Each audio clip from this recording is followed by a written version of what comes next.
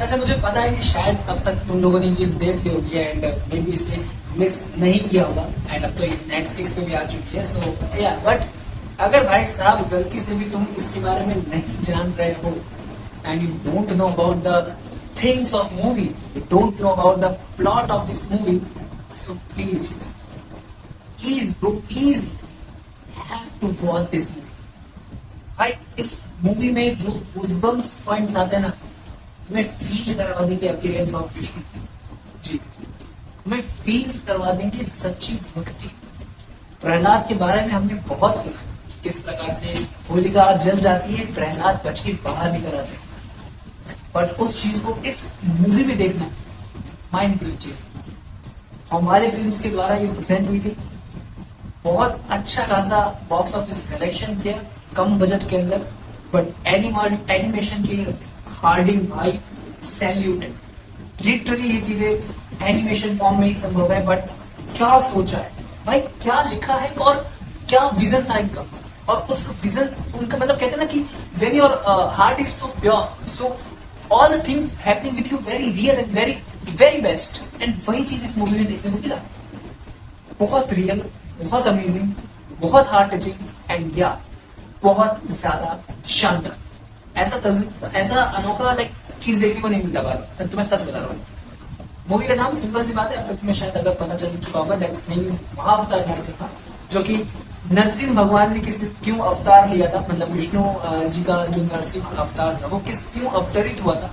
हिरण्यकश्यप को हम सब मानते हैं कि ठीक है उसको मारने के लिए हुआ था, बट हिरण्यकश्यप कितना लेवल का कमीना था, उस चीज को जिस डीप डाउन के अंदर इस मूवी में दिखाने का काम किया गया ना, अमेजिंग।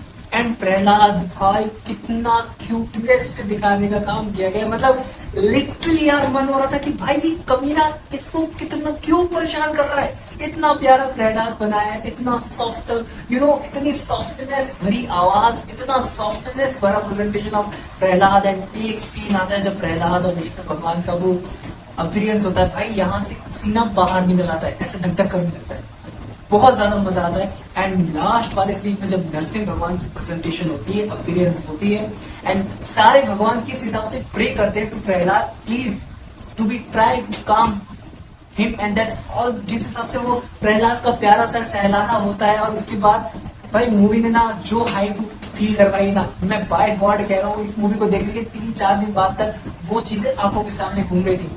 अगर तुम उस पूरे डीप डाउन से देखोगे ना मजा आ जाएगा। हाँ ठीक है, अगर तुम स्टोरीज बहुत अच्छी से जानते हो, बहुत अच्छे से पढ़ रखी है, तो बीच में कुछ ऐसे पॉइंट्स आएंगे जो तुम्हें लगेगा ठीक है भाई इस चीज को स्किप करके आगे बढ़ाओ, क्योंकि कहानी का एंड हम में से हर किसी को पता है, हर किसी को पता है कि क्या कहानी थी, क्यों हिरण्यकश्यप को मारने के लिए भाई नरसिंह भगवान का अवतार हुआ था, क्यों प्रहलाद इतना ज्यादा भोला भाला और विष्णु जी का भक्त था, क्यों होलिका का दहन किया जाता है, क्यों होलिका जल चुकी थी, ये हम सबको पता है। लेकिन जो इसके अंदर प्रेजेंटेशन किया गया ना, बाय गॉड मजा आ जाता है। लिटरली बता रहा हूँ, ये मूवी नहीं है, ये फीलिंग्स है हर उस शख्स की जिसे एक्चुअली में नरसिंह भगवान से कुछ ना कुछ रिलेशन है, जिसे एक्चुअली में विष्णु भगवान पे ट्रस्ट है।